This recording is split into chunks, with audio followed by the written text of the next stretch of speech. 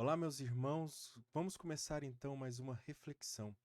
Falando hoje sobre Maria e a igreja, sobre esse relacionamento que não é somente um relacionamento de fiéis, de pessoas que tiraram da sua cabeça que Maria deve ser venerada, mas é um relacionamento dado pelo próprio Senhor Jesus. E como nós sabemos, Jesus é a fonte do cristianismo, né?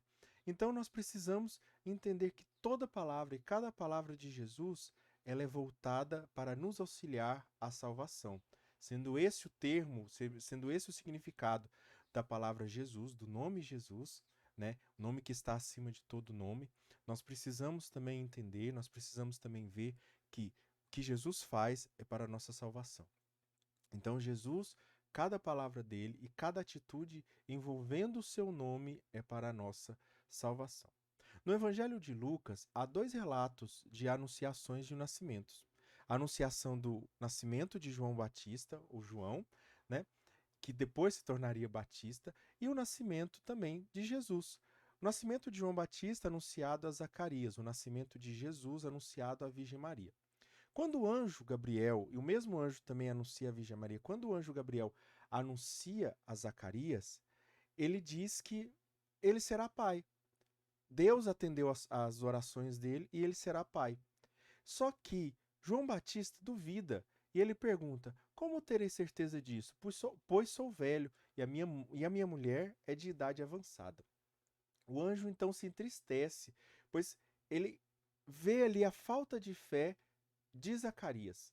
E o anjo dá uma exortação a ele, diz: olha, eu sou Gabriel, que assisto diante de Deus e fui enviado para te falar e te trazer esta feliz nova. O que Gabriel diz aqui? Diz que Gabriel era aquele que acompanha Deus, assiste Deus, ou seja, está na presença de Deus. Então ele vê a vontade de Deus se manifestando e sabe da vontade de Deus. Então quando ele chega para Zacarias é porque ele fala da vontade de Deus. O anjo, quando é enviado, ele fala sobre a vontade de Deus.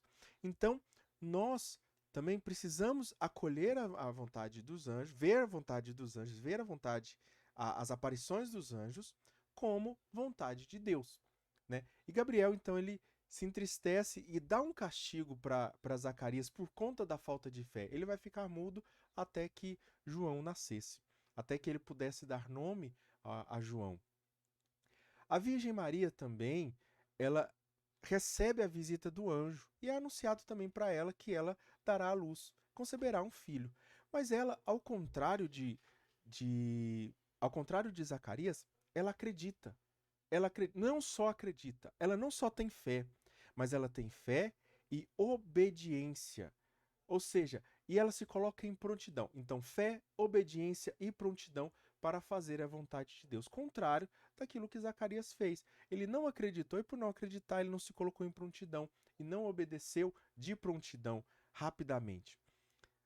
João Batista, aliás, a Virgem Maria, então, ela recebe a visita do anjo. O anjo fala para ela: olha, você vai conceber e vai dar à luz um filho que se chamará Jesus. Aí ele vai salvar o mundo das trevas, do pecado. E aí, Maria, ela fala assim: como se fará isso? Pois não conheço o homem. O que que Maria está falando aqui?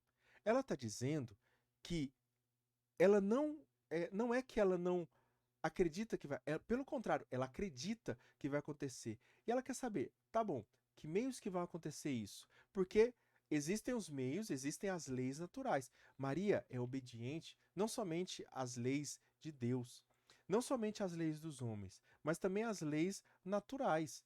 Então ela reconhece que as leis naturais dadas por Deus, nós sabemos que a lei da gravidade, a lei da relatividade, todas as leis da física foram criadas por Deus, porque se Deus criou todas as coisas, ele também criou essas leis naturais. E a lei da concepção, da geração de um ser vivo, ela é assim para todos. Claro que cada espécie segue a sua, mas a espécie humana tem uma regra, tem uma lei de seguimento, e essa lei, ela deve ser seguida. Ela só não pode ser seguida por Deus. Deus é o único que pode quebrar essa regra. Então ele quebra essa regra em Maria. Ele quebra essa regra em Maria. Como? É o Espírito Santo que conceberá. É o Espírito Santo que virá sobre você, descerá sobre ti a força do Altíssimo e te envolverá por sua sombra. A resposta de Zacarias, então, nos revela a falta de fé, da vontade no poder divino. E a resposta da Virgem Maria revela o oposto, revela a total fé, a total obediência e a total prontidão, porque eu não conheço. Como se fará? Eu já estou pronta.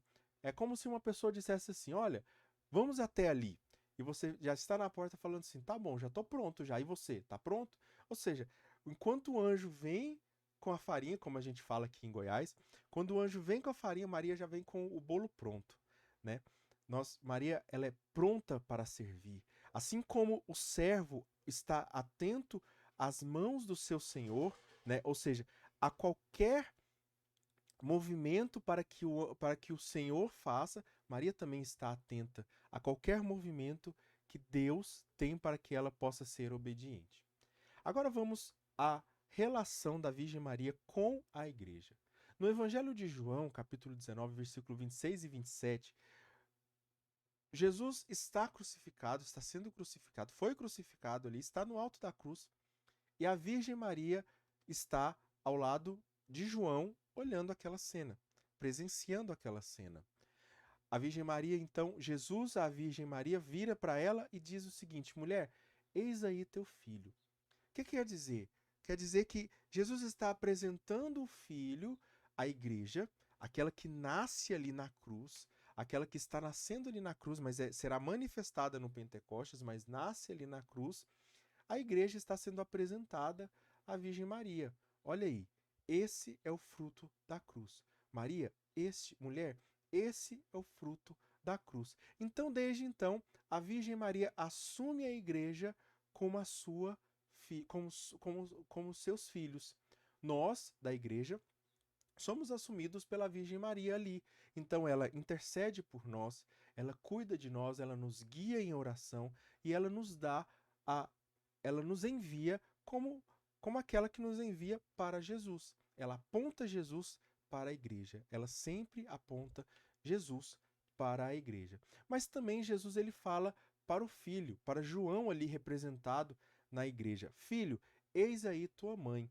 A mãe, ou seja, a Virgem Maria é apresentada à igreja para que ela possa para que a igreja possa seguir ela como exemplo.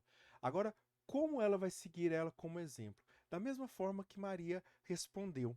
Então, como Maria responde à vontade de Deus? A vontade de Deus é que ela concebesse e desse à luz o filho Jesus. Então, nós também, como cristãos, devemos gerar Jesus na nossa humanidade, né? Nos tornarmos um outro Cristo. É isso, é ser cristão, nos tornarmos um outro Cristo.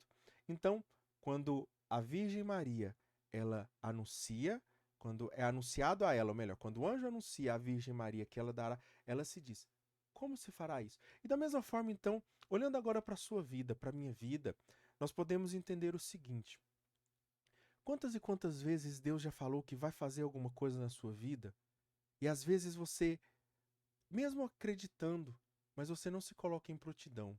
Ou às vezes você se coloca em prontidão, mas você não questiona Deus como se fará. Mostra a sua fé. Então, da mesma forma, por exemplo, se você está esperando uma resposta de Deus, se você está esperando algo, fale então para Deus o seguinte: tá bom, Deus, isso vai acontecer e eu creio, acredito. Como se fará isso? Já que existem esses e esses impedimentos. Você está pedindo por saúde, por um emprego, por uma situação na sua família, por uma bênção que você quer chegar, por um relacionamento que você quer que aconteça.